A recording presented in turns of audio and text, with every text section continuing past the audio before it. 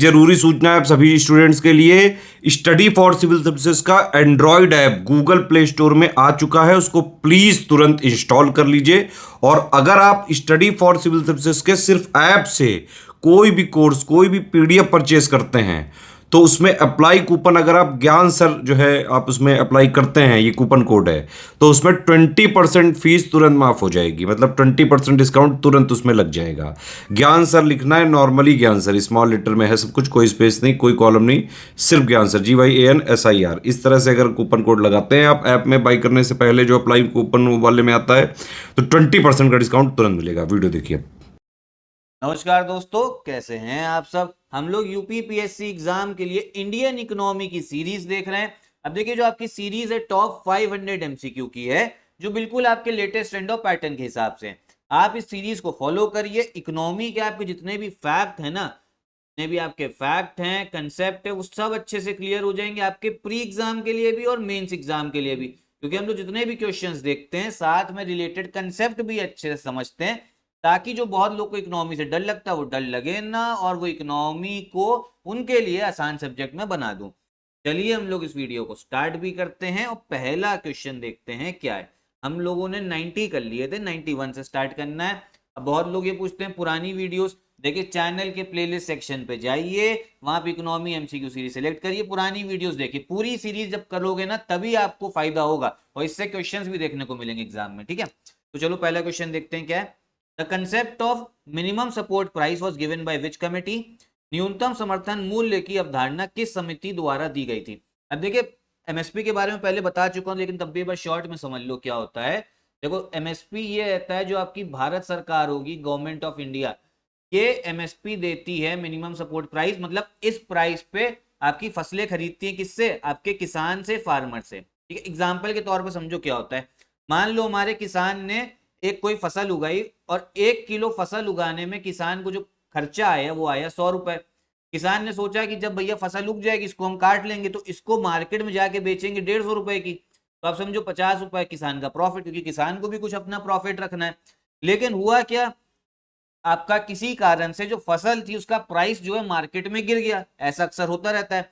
जब आपका किसान जो मार्केट में बेचने गया इस फसल को, जो 100 रुपए लागत से बनी थी, अब इसकी मार्केट में जो वैल्यू हो गई है ना, मार्केट में वैल्यू 80 रुपए चल रही है। अब मान लो किसान अगर ये फसल को बेचेगा नहीं 80 रुपए में, तो वो बर्बाद हो जाएगी, तो 80 रुपए भी नहीं मिलेंगे। तो मजबूरन किसान को ये फसल बेचनी पड़ती थी और किसान तब भी नुकसान में होता था, ठीक है। नुकसान में तो, और आप सुनते भी किसान आत्महत्या भी करते, क्योंकि लोन लेके 100 रुपए जो लागत आई वो कहां से, वो भी लोन लिया होगा। तो ऐसे में भारत सरकार बीच में आती है, कहती है कि चाहे कुछ भी हो जाए, फसल चाहे आपकी रेट जितना भी गिर जाए, हम आपको एक मिनिमम प्राइस दे रहे हैं, मान लो 130 रुपए, ठीक। 150 रुपए आप मार्केट में बेच सकते हो, आपकी 100 रुपए लागत आई है, हम जो 130 रुपए का प्राइस है, इसके ऊपर अगर आप बेच सकते हो किसान, तो बहुत बढ़िया, मार्केट में जाके बेचो। और अगर इतने दाम आपको नहीं मिल रहा, मार्केट में आपका दाम घट गया, तो 130 रुपए में आपके जितनी फसल होगी ना, हम सब खरीद लेंगे। ये भारत सरकार का एमएसपी है, ठीक है। और जो ये फसल खरीदती भारत सरकार, इसी से जो पीडीएस सिस्टम है, राशन सिस्टम, वो चलता है, ठीक है। जो फसल आपका जो राशन मिलता है 80 करोड़ लोगों को, वो भी यहीं से जाता है, ठीक है। तो इतनी कहानी समझिए। और ये किस कमेटी ने बोला, ये आपका लक्ष्मीकांत झा कमेटी, ठीक है, लक्ष्मीकांत झा समिति, ध्यान रखिए। अगला क्वेश्चन देखते हैं क्या है। इसमें बोला जा रहा है, when was the gender budget introduce for the first time in India. Bharat में पहली बार जेंडर बजट कब पेश किया गया।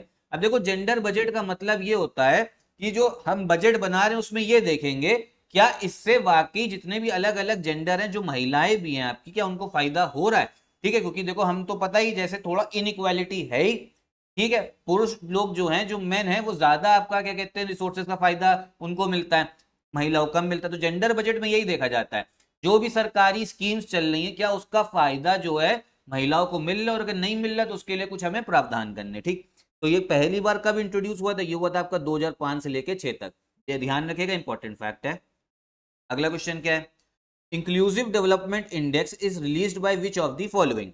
समावेशी विकास सूचकांक निम्नलिखित में से किसके द्वारा जारी किया जाता है। पहली चीज तो ये देखो, जो इंक्लूसिव डेवलपमेंट इंडेक्स है, ये जीडीपी की जगह पे आता है। जीडीपी देखो, जीडीपी से तो मेजर होता ही है सब कुछ, लेकिन एक आपका इंक्लूसिव डेवलपमेंट इंडेक्स भी है, समावेशी विकास सूचकांक।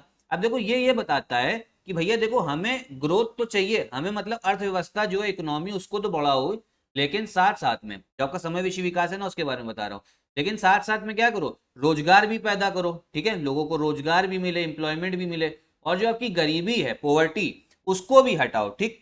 साथ ही साथ गरीबों के लिए हमें क्या, शिक्षा संस्थान भी बनाने हैं, आपका क्या कहते हैं कि अस्पताल भी बनवाने, ताकि वो सब कुछ फैसिलिटी ले पाए। फिर साथ ही साथ पर्यावरण का भी ध्यान रखना है। तो ये आपका इंक्लूसिव डेवलपमेंट इंडेक्स है, और ये रिलीज कौन करता है, ये रिलीज करता है आपका वर्ल्ड इकोनॉमिक फोरम, विश्व आर्थिक मंच, ठीक है। तो समावेशी विकास सूचकांक, इंक्लूसिव डेवलपमेंट इंडेक्स कौन रिलीज करता है भैया, याद कर लो, वर्ल्ड इकोनॉमिक फोरम। अगला क्वेश्चन है, which of the following body conducts quarterly employment survey, निम्नलिखित में से कौन सा निकाय तिमाही रोजगार सर्वेक्षण करता है, ठीक है। क्वार्टरली की बात हो रही है, बहुत लोग को भैया क्वार्टर से समझ में आता है, दारू समझ में आ जाती है, लेकिन ये दारू की बात नहीं हो रही है।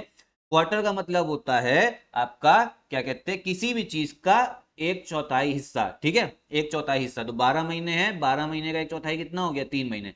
तो हर 3 महीने में ये आपका सर्वे आता है, रोजगार की कितनी आपकी लोग जो है रोजगार में है, ठीक है, एम्प्लॉयमेंट मिल रखा है। तो ये निकालता कौन है, निकालता लेबर ब्यूरो, श्रम ब्यूरो, ठीक है। अगला क्वेश्चन है, recently SWIFT has been in news in which of the following context, हाल ही में स्विफ्ट निम्नलिखित में से किस संदर्भ में समाचार में रहा है, बहुत इंपॉर्टेंट है। अब बहुत लोग कहेंगे स्विफ्ट जो है वो आपका गाड़ी है, ऑटोमोबाइल को लेके होगा, नहीं, लेकिन स्विफ्ट जो है वो है आपको बैंकिंग को लेके है, ठीक है, बैंकिंग को लेके।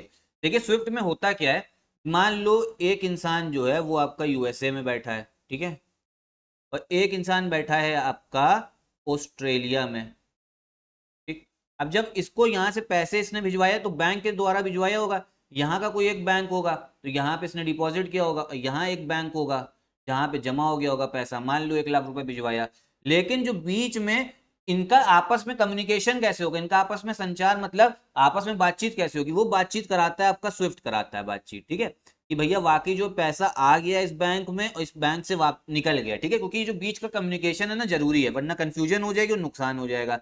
अभी न्यूज में इसलिए था क्योंकि भैया स्विफ्ट से हम लोगों ने रशिया को क्या कर दिया था, बाहर कर दिया था सैंक्शन लगाने के लिए। जब रशिया बाहर हो जाएगा तो उनके जितने भी वहां पे आपके लोग हैं, व्यापारी हैं, वो आप समझो इंटरनेशनल ट्रांजैक्शन नहीं कर पाएंगे, ठीक है। तो इंटरनेशनल बैंकिंग के लिए यूज होता है।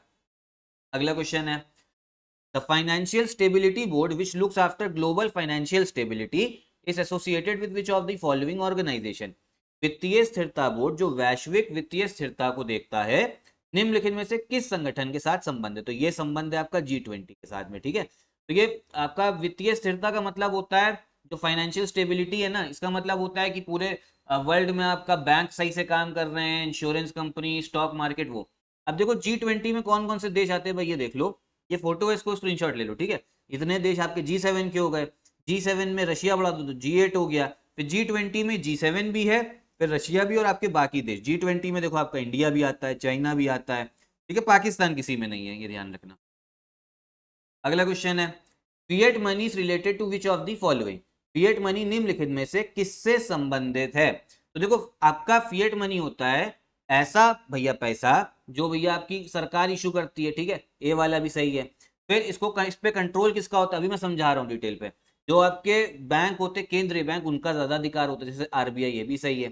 फिर ये गोल्ड के द्वारा बैक नहीं होती, ये सोने जैसी कमोडिटी द्वारा समर्थित नहीं है, तो ये भी सही है। तो करेक्ट आंसर कौन सा हो जाएगा, डी वाला मार्क करके आओगे, ठीक है। कौन सा मार्क करोगे आप लोग, डी वाला, क्योंकि सब सही है, ऑल ऑफ दी अबव। अब देखो फिएट मनी होता है क्या, ऐसे समझो, जो आपका 500 रुपए का आप नोट देखते हो अपने पास में, 500 रुपए का नोट देखते हो, कौन छापता है, आरबीआई छापता है, वो बनाता है। तो क्या 500 रुपए का नोट बनाने में 500 रुपए की ही लागत आती है, नहीं आती 500 रुपए की लागत, लागत तो आप समझो 10 या 12 रुपए की आ रही होगी।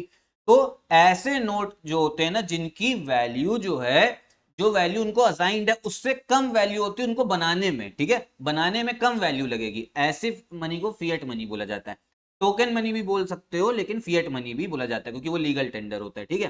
फिर से समझ लो, जैसे आपका 100 रुपए का नोट है, 100 रुपए का नोट बनाने में 100 रुपए की लागत थोड़ा ना आई है, वो लागत आपकी सिर्फ 5 या 6 रुपए की आई है, ठीक। लेकिन हम लोग 100 रुपए के नोट को 100 रुपए की वैल्यू इसलिए मानते हैं क्योंकि उसमें लिखा होता है, नोट का भी देखना, आरबीआई के जो गवर्नर होता है ना, उनका सिग्नेचर होता है कि अगर 100 रुपए इसकी कभी आपका नहीं चला तो इसके बदले में 100 रुपए की जो सिक्के होंगे या सोना होगा वो हम आपको दे देंगे, ठीक है। तो ये इंपॉर्टेंट है, ध्यान रखिए।